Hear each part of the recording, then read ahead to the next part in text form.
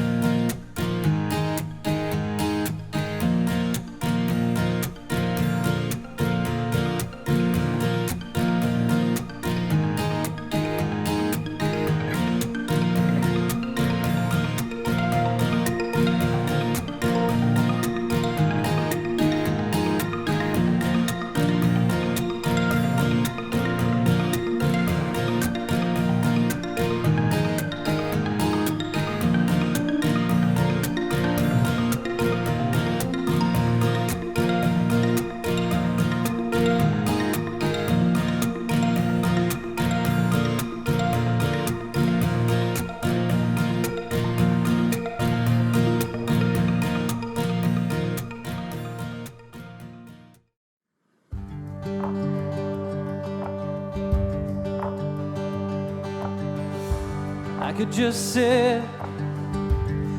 just sit and wait for all your goodness, hope to feel your presence. I could just stay right where I am and hope to feel you, hope to feel something again.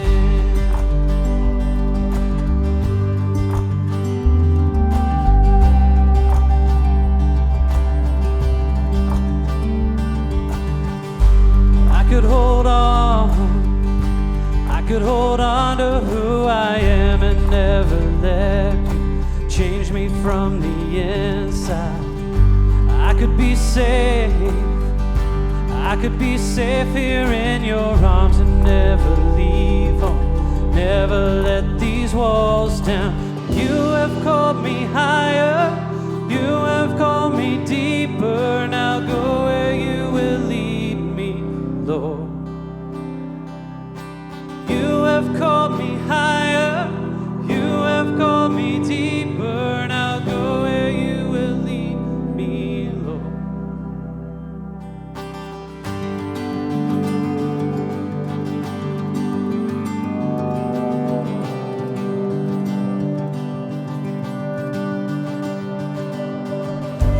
I could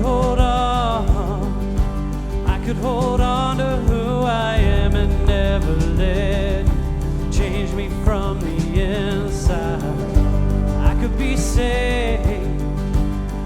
be safe here in your arms and never leave, never let these walls down. But you have called me higher, you have called me deeper, and I'll go where you will lead me, Lord. You have called me higher, you have called me deeper, and I'll go where you will lead me, Lord.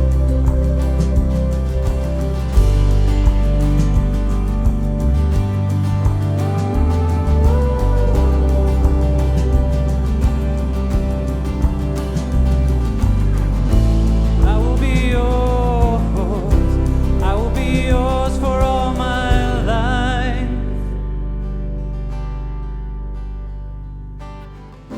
I will be yours, oh, I will be yours for all my life.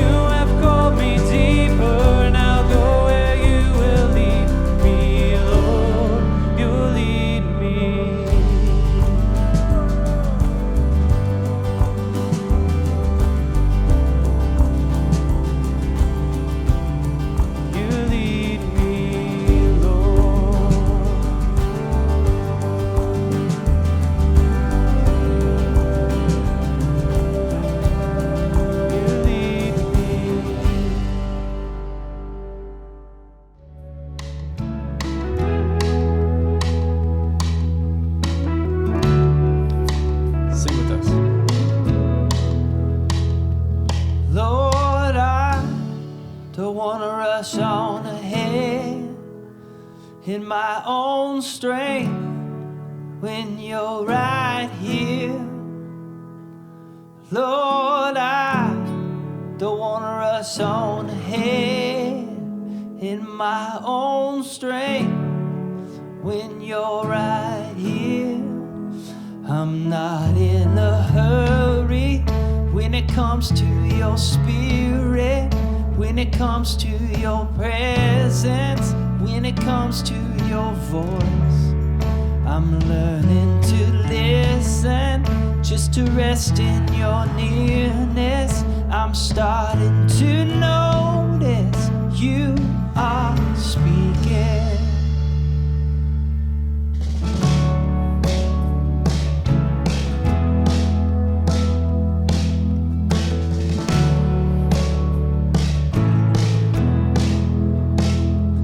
Lord, I want to love like you.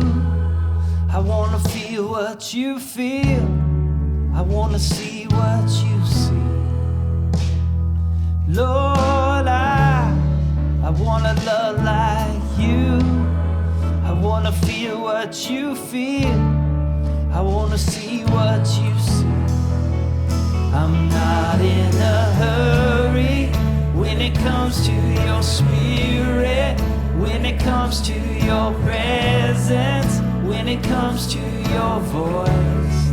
I'm learning to listen, just to rest in your nearness. I'm starting to notice you are speaking. I'm not in a hurry when it comes to your spirit, when it comes to your presence, when it comes to your voice. I'm learning to listen, just to rest in your nearness. I'm starting to notice you are speaking.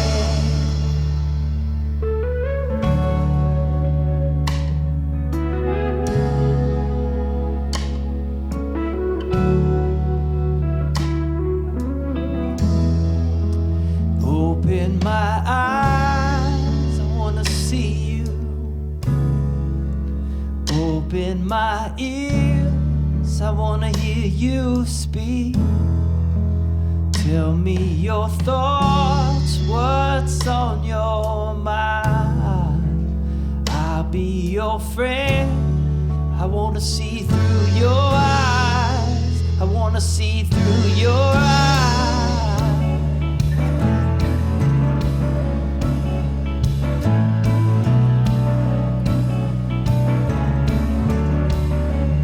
I'm not in a hurry when it comes to your spirit, when it comes to your presence, when it comes to your voice.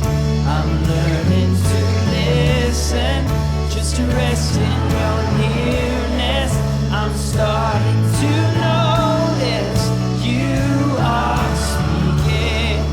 I'm not in a hurry when it comes to your spirit, when it comes to your presence, when it comes to your voice. I'm learning to listen, just to rest in your nearness. I'm starting to notice you are speaking.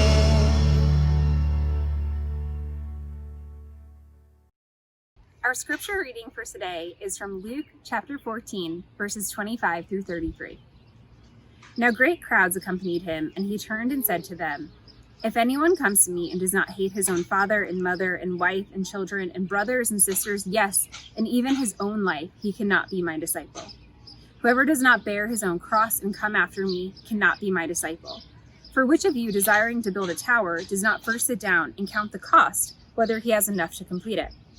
Otherwise, when he has laid a foundation and is not able to finish, all who see it begin to mock him, saying, 'This man began to build and was not able to finish.' Or what king, going out to encounter another king in war, will not sit down first and deliberate whether he is able with 10,000 men to meet him who comes against him with 20,000?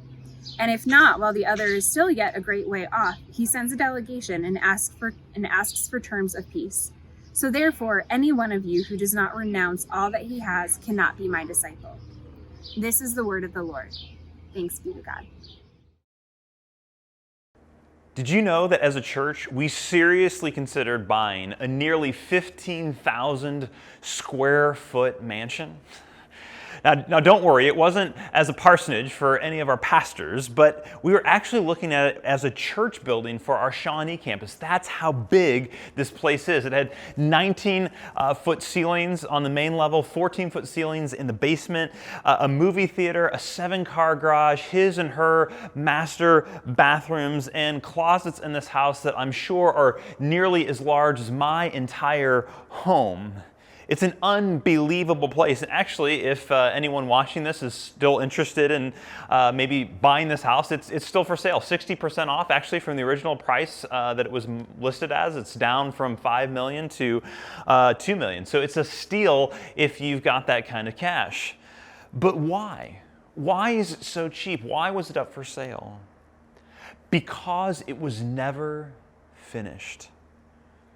They spent millions of dollars, but then stopped maybe 80% of the way through the project. And I don't know the story, right? It doesn't even really matter at one level, does it? This empty, almost finished space says enough. It almost seems like a haunted space, haunted by sadness and pain and loss at what could have been tragic. But this isn't judgment in any way on the people who built it. It's just a vivid reminder, actually, of what Jesus is teaching us here in this passage in Luke chapter 15. Because Jesus says the greatest threat to following me just is that unwanted, unfinished, unhappy mansion. It's the same threat to start but not to finish.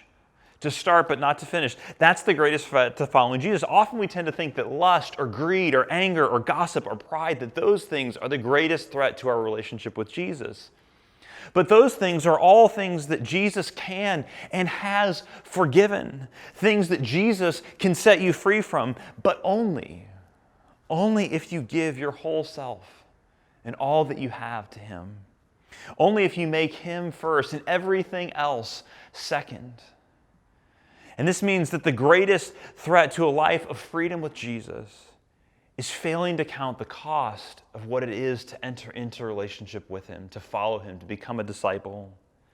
To think that it's cheap, to underestimate what it will cost you, believing that it's going to be easy. Because you'll never have to choose between Jesus and other good things, right? That's a position Jesus would never put me in, right? So here's our driving question this morning in this message. And that is, can you afford to follow Jesus? Can you afford to follow Jesus? And at one level, we say, of course I can. Isn't following Jesus free, right? It's a free gift. And yes, in one sense, it is free. You cannot earn it. There's nothing that you can do to earn it or deserve a relationship with Jesus. But this is also the thing that is true. It will cost you everything. You cannot earn it, but it will cost you everything.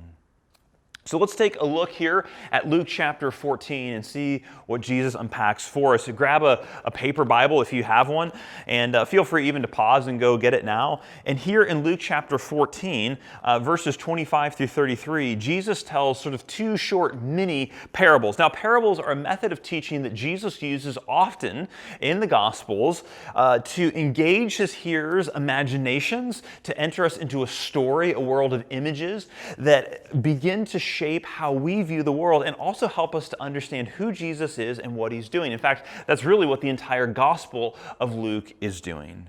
And here we are focusing in on this section in this teaching series on these parables of Jesus.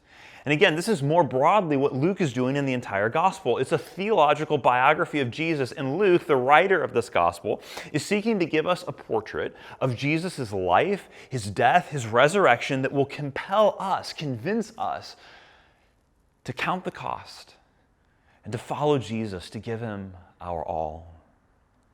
And Jesus, he is upfront about the cost. He does not hide the cost of following him in the fine print. Here in Luke chapter 14, he is on his way, making his way slowly in the gospel toward Jerusalem, where he will be executed on a Roman cross. That's where the gospel story is going. But at this point, people only see him as a great teacher. Some of them are even hoping that he will be a great king, a king that will not be executed by Rome, but that will overthrow Rome, be a political champion. But either way, there are massive crowds that are following him, and Jesus turns around to these crowds that are all around him and essentially says, do you know what it's going to take to follow me? Have you counted the cost? Can you afford to follow me where I'm going? Verses 25 through 27. Now great crowds accompanied him, and he turned and said to them, if anyone comes to me and does not hate his own father and mother and wife and children and brothers and sisters, yes, even his own life, he cannot be my disciple. And whoever does not bear his own cross and come after me cannot be my disciple. And this is one of those statements of Jesus that shocks us, and it should. This is one of the hardest sayings of Jesus in the gospel. Because how can this even be right? Hate my family? Doesn't Jesus call us in the Gospels and the Sermon on the Mount to love our enemies, to love everyone, even those who persecute us? How can he tell us to hate even our own family if we want to follow him? And this is where the idea of hate sometimes gets lost in translation and culture, because we use the language of hate to talk about the experience of sort of emotional disdain, of disgust, of contempt. But in Jesus' cultural context, the word is not about emotion, but about allegiance.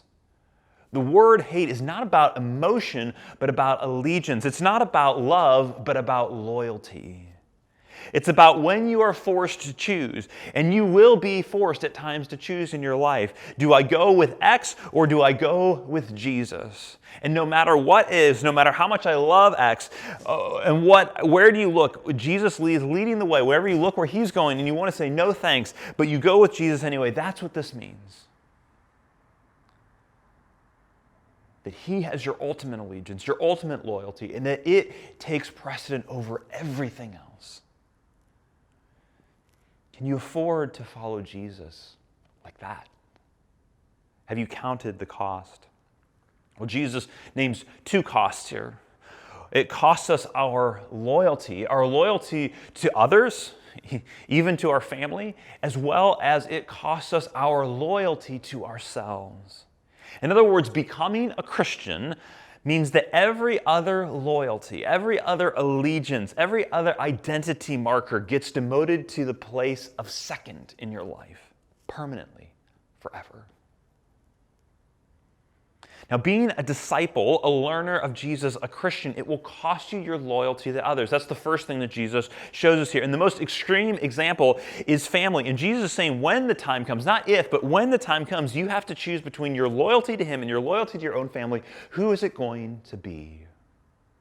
Do I follow Jesus or do I follow my spouse? Do I follow Jesus or my parents? Do I follow Jesus even if it seems like I'm doing it at my children's expense? And I know that some of you are thinking, Jesus would never ask me to make that choice. Now, one of the areas, though, where we understand this kind of loyalty and the choices that we have to make outside of, because this exists not just in a relationship with Jesus, we're always forced to align our loyalties. And we see this in one of the examples is with sports teams, right? And let me tell you how much I have missed baseball. Right? A friend of mine put it this way, like the White Witch in Narnia who made it winter but never Christmas. The coronavirus has made it summer but never baseball. Do you feel that? Now, I grew up in St. Louis, and I was raised as a Cardinals fan, and I listened to Jack Buck calling the Cardinals games on the radio as I would fall asleep at night in my bed during the summer as a kid. But when I knew I was going to be staying in Kansas City and launching a campus of Christ Community, that this was going to be my home, that this was going to be my city, I knew I needed to change my loyalty. And so I became a Royals fan. Now, my family in St. Louis still gives me a hard time about it, and mostly I think it's in fun. Mostly, I think. But that's just with sports, right? What about with more serious things? Like when it comes to being financially generous or adding more to your savings account for your kids' education. When it comes to faithful Sunday worship or your kids' activities. When it comes to making your spouse happy, well, you can just look the other way about that thing. And it's not just family either, right? Jesus' example, but it reaches much deeper than that. That was the primary allegiance. But oftentimes our primary allegiances are to our jobs or to a political party or a dating relationship or our friends. But again, in this particular moment that we find ourselves in, that political ideology and an election year, all of that becomes extremely pressing on us.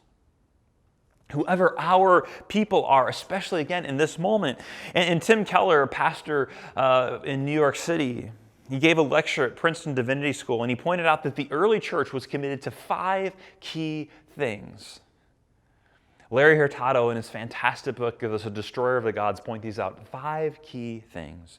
First, they were committed to being robustly pro-life, protecting especially the infants who were often exposed and abandoned at birth in Rome. They were committed to pro-life. They were also deeply committed to multi-ethnic communities. You see it all over the New Testament, Jew and Gentile together, crossing ethnic boundaries. They were also deeply committed to care for the poor and the oppressed, and had a radically countercultural sexual ethic, and were marked by a robust love of non-retaliatory love for enemies. Those 5 things: pro-life, multi-ethnic communities, love for neighbor, care for the oppressed, all of those things, right? And Keller points out that 2 of those in particular, being pro-life and a countercultural sexual ethic, they look very conservative Republican in our culture. And 2 of them, care for the poor and the oppressed and multi-ethnic communities, look a lot like progressive Democratic. And one of those, namely a radical, non-retaliatory love for enemies, looks like neither political party in our country. Right? And what's the point here? The point is that loyalty to Jesus means that you aren't going to be able to be 100% loyal to any political party or ideology, which is incredibly hard, right? In this cultural moment, who are you going to vote for? How are you going to decide if we need to be robustly committed to all 5 of those things and many more? But it's also incredibly freeing because our ultimate loyalty is not to a party. It's to a person, a risen and reigning King. You see, Jesus' role is not to remove conflict from my life, to take everything I already love and already believe and just I'm already loyal to and just affirm that and rubber stamp that and say, yeah, way to go. That's not following Jesus. Have you counted the cost? Verse 28, Jesus says this: "For which of you, desiring to build a tower, does not first sit down and count the cost, whether he has enough to complete it? Or otherwise, when he has laid the foundation and is not able to finish it, all who see it begin to mock him, saying, 'This man began to build and was not able to finish.'" He began to build, but he was not able to finish. Listen, if you count the cost and follow Jesus, your life in many ways will actually get harder. But he doesn't just want your loyalty to others. He also wants your loyalty to yourself, to abandon even your highest loyalties to yourself. And again, following Jesus, becoming a Christian, putting your faith in him, becoming a disciple, all different ways of talking about the exact same thing, right? Means that even your loyalty to yourself must be surrendered to him. And this is another really hard word from Jesus in a cultural context where you do you and be true to yourself are seen as the only way to the kind of freedom and happiness and joy that we long for, indeed that we were created for and designed for. And this seems like it totally obliterates any possibility of joy and happiness and freedom. And again, it's important to pause right here and remember that Jesus created you to experience joy, freedom, happiness. That's what you were designed for. That's life in the garden. That's a good thing. In fact, Jesus came from heaven to earth, became a human being, died and rose again precisely so that you could receive those things in him and from him, with him. But he tells us here in Luke 14 that he is the only way to get those things. And every other path leads to enslavement and grief and despair. True joy does not come when we find ourselves, but when we find our Jesus and lose ourselves in him. That's the only way that then we find our true identity, that we receive it back. Or as Jesus puts it, when we take up our cross, that is when we give up all of our own efforts to make ourselves happy and free and follow Jesus instead into a life of joy and freedom. But that's scary. It's really scary. And the scary thing about it is that you can't do it halfway. That's the point with Jesus' strong language here about dying to yourself, taking up your cross, abandoning everything to follow him. You can't sort of have one foot in your own life and efforts to try to find happiness and joy and freedom, and you're on a toe dipped in the realm of Jesus. It's not going to work. The only way to experience the joy and freedom that Jesus offers is to lean fully on him. Think of it like this. I love browsing REI. Now, I can't afford most of the stuff there, but I could spend hours looking and daydreaming about that gear. And while I'd love to own all the equipment and gear that they sell and the clothes that I would need to climb Mount Everest, right? I'm never climbing Mount Everest. But I'd love to have the clothes to do it. I'd love to dress like I have. Or, it's one thing to stand in REI and look at a length of climbing rope and think, yeah, I believe that could hold me. It's another thing to put on a harness and tie that rope to the harness and lean backwards over a 100-foot cliff and prepare to rappel down it. I've done that. That's when you really decide. That's when you really demonstrate that you trust in the rope's strength. And Jesus is saying, don't buy the gear unless you're ready to climb. Don't say you trust the rope unless you're willing to lean back over the cliff and trust yourself to it. So ask yourself, when my desires, when my preferences, when my comfort, when they conflict with Jesus and his design, who wins? Who wins? Can he confront even those things in your life? Can you afford to follow Jesus? Now, yes, the cost of following Jesus is high, and Jesus won't ever deceive you about that. He is so clear about that here. He wants you to see the cost and count it. But here's what we often miss, that the cost of not following Jesus is even higher. Can you afford not to follow him?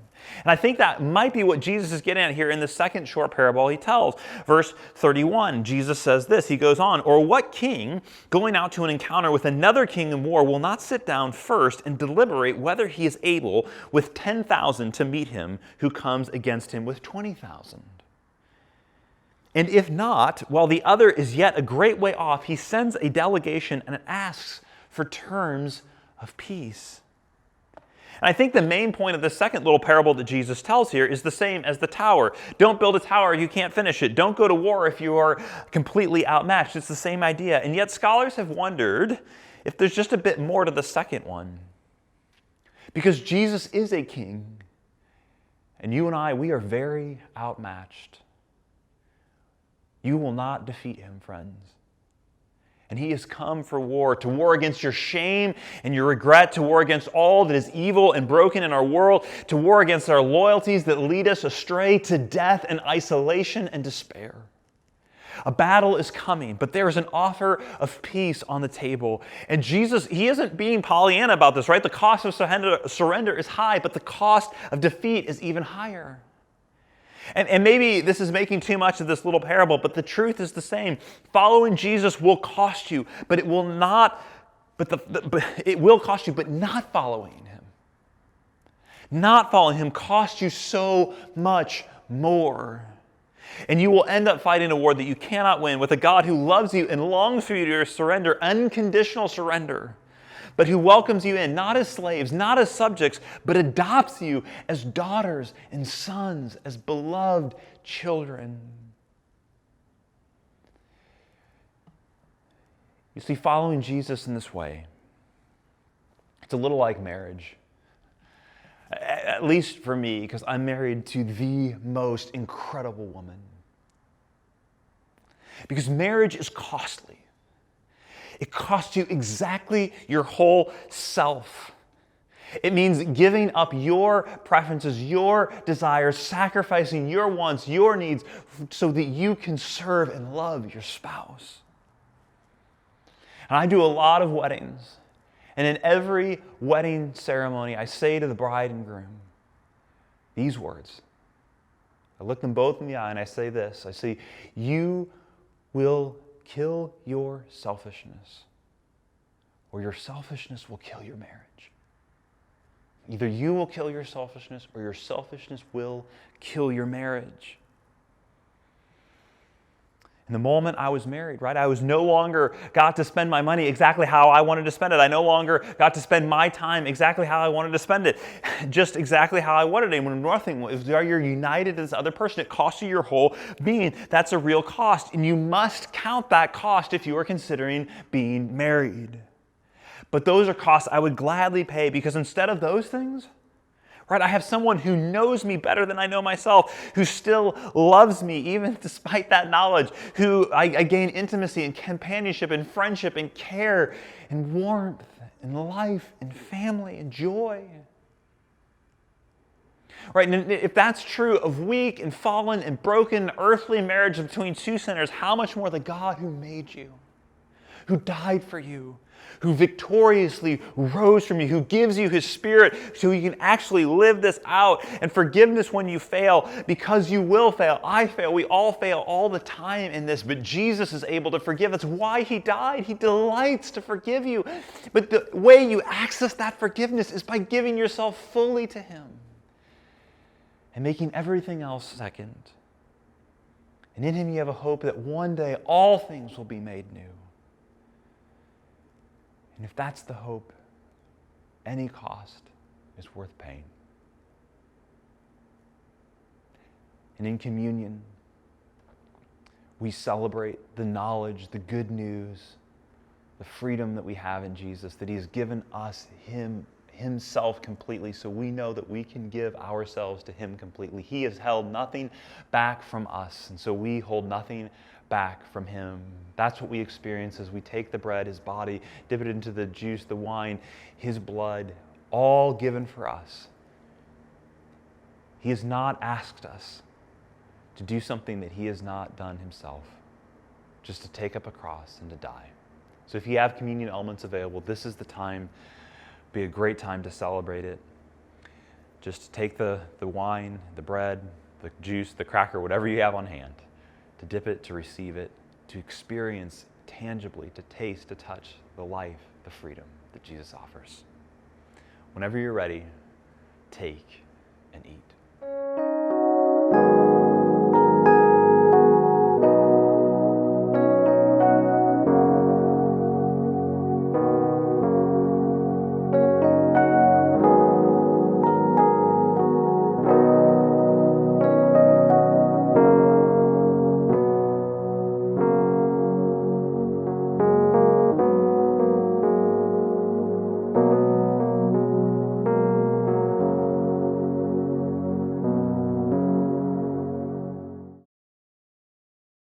As we go to serve our communities and our neighborhoods and our city and our world, may we remember these words. May the God of endurance and encouragement grant you to live in such harmony with one another in according with Christ Jesus, that together you may with one voice glorify the God and Father of our Lord Jesus Christ, and therefore welcome one another as Christ has welcomed you, for the glory of God. Now go in peace to love and serve your neighbors. Amen.